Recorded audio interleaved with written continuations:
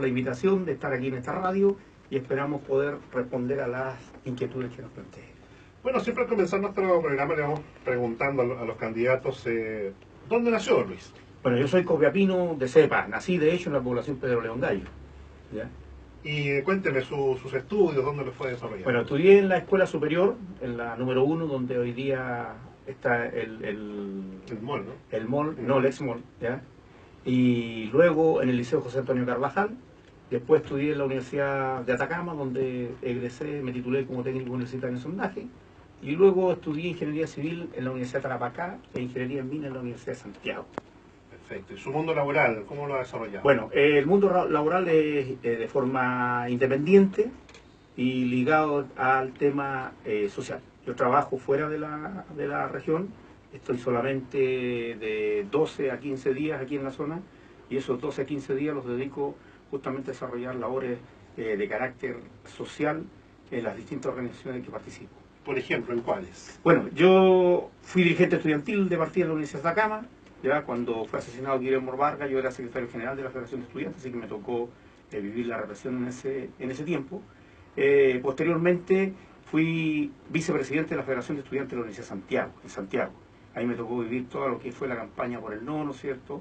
Me tocó el cambio de campo presidencial. En ese instante yo era dirigente nacional estudiantil del CONFES. Pero en 1993 me regreso a Copiapó, era militante de las Juventudes Comunistas, renuncio el año 1992 al Partido Comunista y desde ahí soy independiente. Y al llegar aquí, bueno, formo la agrupación de padres de niños sordos de Atacama, ¿ya? Me integro también y ayudo a fundar la organización de Pro Adelanto Puerto Viejo, Comité Pro Adelanto Puerto Viejo, ¿ya? Y también distintas iniciativas como son la Coordinadora del Agua, el movimiento, digamos, en defensa de Atacama, de la cual soy miembro y fundador también, ¿ya? Y con eso desarrollamos una serie de movilizaciones de carácter regional, ¿ya? Yo creo que el elemento culmine fue cuando logramos que Hacienda Castilla, o la Termoeléctrica Castilla, ¿no es cierto?, pudiera terminar sus posibilidades de estar aquí en esta región. ¿Por qué se produce la renuncia al Partido Comunista? Bueno, porque yo en ese entonces, digamos, comienzo a tener una diferencia, digamos, tácticas y estratégicas con ellos, que fue hace mucho tiempo. Comparto muchas cosas con ellos, tengo muchos amigos también al interior.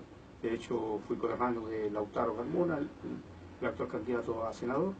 Y esas diferencias fueron de esos años, de enfoque, ¿no es cierto?, de visión respecto al término de la dictadura, a lo que debimos haber hecho y no hicimos, en fin. Pero eso marcó, digamos, una línea independiente donde yo me volqué al trabajo fundamentalmente en el mundo social. Esa diferencia que usted menciona no es algo, digamos, podemos decir, extraño, sino que conocemos a varias gente que también vivió este mismo proceso. ¿Podemos decir como un desencanto quizás? Yo diría que quizás, digamos, no hubo un reconocimiento en esa época que nosotros sufrimos una derrota político-estratégica. Nosotros teníamos una política que se llamaba la política de religión popular y nunca, quizá en esa época, ¿ya?, no se hizo un análisis profundo al respecto y mucha gente tuvo una visión, digamos, distinta, el de cómo poder enfrentar ese nuevo periodo, ¿ya?, y el periodo que dejábamos. Porque fue difícil, la caída de la dictadura significó un cambio profundo. De hecho, digamos, mucha de la gente que era de izquierda se separó. Yo también era casado y también viví esa crisis, asociada también a esta crisis, porque había que reinsertarse en una sociedad y de una forma totalmente distinta. Recuerda que nosotros vivíamos en la clandestinidad. Así es. ¿Cómo fue avanzando ya en el mundo laboral? Me dice usted que es independiente. Claro, nosotros trabajamos independiente. Yo trabajo desde el año 1991 como independiente, ¿ya? Y eso ha significado que esté en la región solamente 12 a 15 días, porque trabajo hacia el norte, ¿ya? Trabajo en ventas, así que... Pero los 12 a 15 días que estoy aquí, es donde participo justamente en la formación de las organizaciones, en levantar una propuesta alternativa a la propuesta que nos ha planteado el neoliberalismo aquí en nuestra región, y fundamentalmente una lucha contra el extractivismo, ¿no es cierto?, que hoy día destruyó todos los pasivos, o sea, perdón, todos, digamos, los aspectos medioambientales de nuestra región. ¿Cómo se desarrolla este mundo social? Porque la mayoría de las organizaciones sociales dependen también, por ejemplo, de recursos del Estado. Bueno, eso significa que vamos a tener un planteamiento independiente. O sea, yo hasta hace poquito fui presidente de la agrupación de agricultores de los sectores bajos del río Copiapó, que hicimos la feria costumbrista, que hemos hecho un montón de cosas para abajo. El hecho de que tenga una postura ya distinta al modelo no implica que uno tenga que necesariamente trabajar inserto en el modelo, ¿ya? Porque requiere, digamos, la organización, ¿no es cierto?, trabajar, requiere también avanzar en distintos planos, en diálogos con las autoridades, ¿no es cierto?, pero avanzar en función de los objetivos que se están planteando las organizaciones sociales y no necesariamente en función de los objetivos que nos plantean, ¿no es cierto?, quienes están en el gobierno de turno. Su mundo juvenil, de estudiante, de dirigente, es muy distinto a lo que se vive ahora, por ejemplo, en las organizaciones sociales. ¿Cómo podríamos analizar el mundo de las organizaciones sociales de la actualidad? Bueno, cuando fui joven era muy difícil, porque ahí nosotros convivíamos a diario con la muerte, con la represión, ya con el encarcelamiento. De hecho, yo estuve encarcelado también, fui herido en el año 1988 de gravedad, ¿ya? Y hoy día no, pues. Hoy día uno tiene espacio para poder plantear los problemas, para profundizarlos, ¿no es cierto? Y si bien es cierto, no existen las soluciones que uno quisiera, a lo menos se escuchan, ¿ya? Pero no existe, ¿no es cierto?, esa condición que existía antiguamente, donde tú te planteabas. Si hubiésemos levantado, por ejemplo, el movimiento No Más FP en esos tiempos, ¿ya?, sin duda que habría muchos de los dirigentes que están levantando detenidos, otros desaparecidos y quizás muertos. Pero lo estamos levantando hoy día. Y hemos puesto, ¿no es cierto?, al centro ese tema, por ejemplo, porque yo también soy cofundador del movimiento No Más FP, participé en su etapa inicial aquí en Copiapó, y una de las demandas que estamos planteando dentro de la propuesta, No Más FP. Por lo tanto, digamos, las diferencias son diametrales. Hablemos del mundo. Usted me acaba de nombrar algún lugar bien especial que es Puerto Viejo. Puerto Viejo también tiene toda una historia. De hecho, hay personajes emblemáticos dentro de este lugar. Pero ha ido evolucionando, ha ido cambiando con el tiempo. ¿Cómo podríamos describir Puerto Viejo a la gente que no lo conoce? Bueno, mira, de Puerto Viejo yo lo quiero mucho porque yo estuve 3 años y medio realizando una investigación histórica de Puerto Viejo.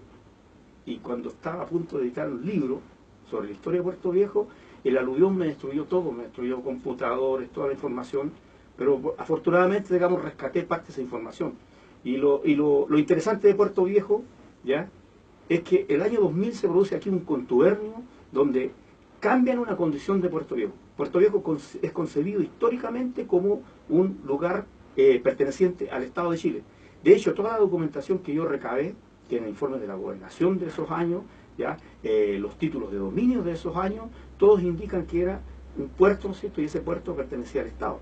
De hecho, ahí las propiedades se vendían, y cuando Puerto Viejo ya es cerrado para dar origen al puerto de Caldera, a las personas de ahí las trasladan, y a todos las trasladan con sitios en Caldera, ¿ya?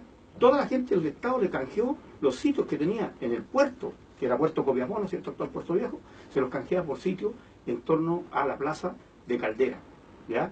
Y las personas con mayores recursos fueron trasladados en los buques de Will Wright, pues Will Wright también era empresario naviero, en los veleros de él, ¿no es cierto?, fueron trasladadas sus cosas hacia Caldera, y las personas más pobres, como siempre, ¿no es cierto?, las metieron en carretas tiradas por bueyes que se demoraron hasta 5 días en llegar con sus pocas pertenencias a Caldera. Fueron obligados por el gobierno de Manuel Bulnes de abandonar la zona bajo percibimiento de arresto, ¿ya? Eso es importante. Y de ahí se abandonó ese pueblo. Pero fíjate que hoy día hay vecinos que todavía le pagan al Estado, le pagan al Estado de Chile el derecho de vivir ahí, un arriendo que viene desde muchos años. Ahora la historia ha cambiado, obviamente, y el entorno también. Ha cambiado sin duda, ya. Eso se ha transformado prácticamente en un nuevo puerto, en un nuevo pueblo, ¿no es cierto?, ligado a la costa. Pero lo fundamental ahí es que ahí falta presencia del Estado. Ahí falta que el Consejo de Defensa del Estado se involucre para defender ese territorio y luego negociar con las personas que allí viven, ¿ya? Porque ese territorio hoy día lo demanda, ¿no es cierto?, un privado, y el Estado trata de hacerse el tonto, ¿no es cierto?, o de abstraerse de ese tema y dejar que ese conflicto sea entre privados y no un conflicto entre Estado versus pobladores que están demandando, ¿no es cierto?, la opción de la segunda vivienda. Vamos a pasar de inmediato al tema de las propuestas, y me gustaría que a lo mejor usted, si como candidato a diputado, tiene alguna propuesta con respecto al tema del borde costero. Bueno, respecto al borde costero, nosotros planteamos, digamos, un ordenamiento general, el traspaso, digamos, de la propiedad a todos los vecinos que hoy día han ocupado el borde costero, porque no hay que olvidar, nosotros hicimos un análisis sociológico, ¿no es cierto?, respecto a ello, y la gente cuando empezó a ocupar el borde costero, lo hizo porque fue destruido toda la zona lacustre, el río Copiapó fue destruido, todas las zonas aquí, donde la población iba a pasar su verano fue destruido. Por lo tanto, el único espacio que le quedaba, ¿no es cierto?, para poder desarrollar sus vacaciones era el borde costero. Y a partir de eso, ¿no es cierto?, esa situación se generalizó y hoy día es algo que no podemos hacerle el quite y que hay que definir, ¿no es cierto?, la entrega de esos terrenos a las personas que hoy día viven en esa zona. ¿Usted está de acuerdo en hacer la separación entre los ocupantes históricos y los que llegaron después en la última oleada? Yo creo que es una medida que le corresponde al Estado. Y hoy día uno no tiene que desentenderse de esa situación y hay que analizarlo en todas las instancias, ¿no es cierto?, para darle una solución. O sea, cómo nosotros ya resolvemos este problema, ¿ya?, de que Copiapó, Tierra Amarilla, son ciudades que se han ido quedando sin el verdor que tenían, sin esos espacios naturales que tenían, y cómo le damos a la gente que no sale a vacacionar, que no se va a Miami, que no se va a Punta Cana, sino que se queda aquí a vacacionar, les damos un espacio para que vacacionen dignamente. ¿Cuáles son sus otras propuestas? Bueno, primero, no más AFP, ¿ya? El fin del sistema, digamos, de AFP, ¿no es cierto?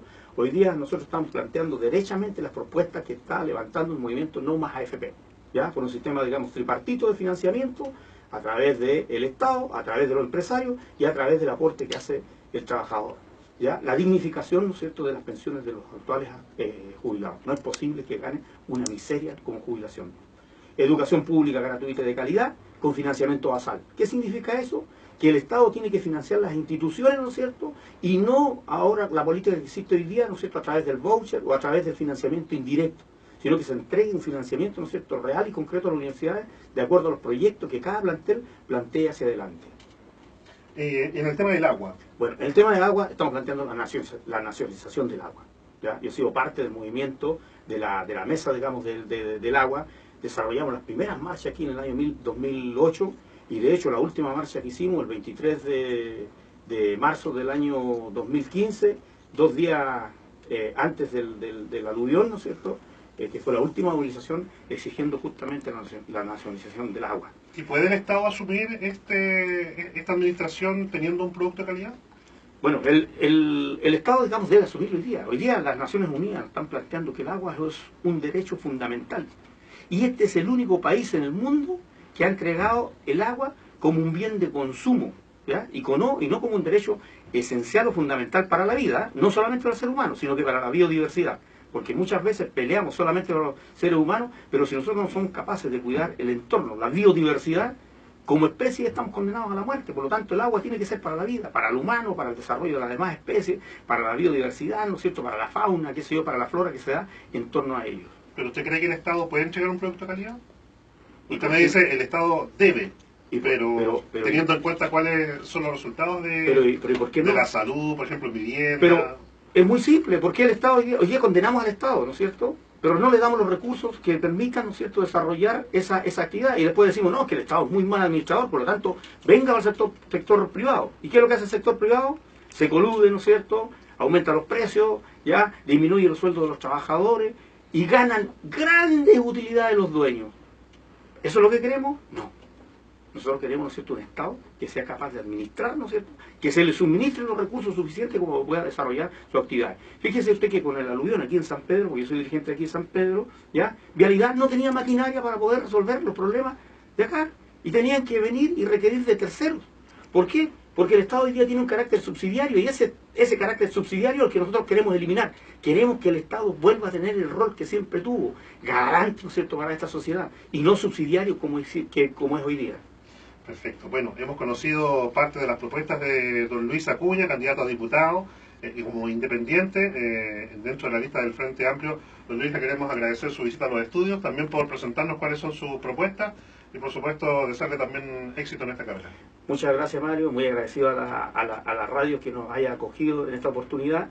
Bueno, y esperamos a que todos los copiapinos voten por un copiapino que ha estado siempre en las calles luchando por sus derechos y que hoy día tenemos la opción de asumir en el Parlamento porque terminó el sistema binominal y por lo tanto podemos romper el duopolio. Está la opción hoy día de que los sectores sociales que hemos estado constantemente luchando, podamos estar en el Parlamento y generar las transformaciones que nuestro país requiere. Muchas gracias.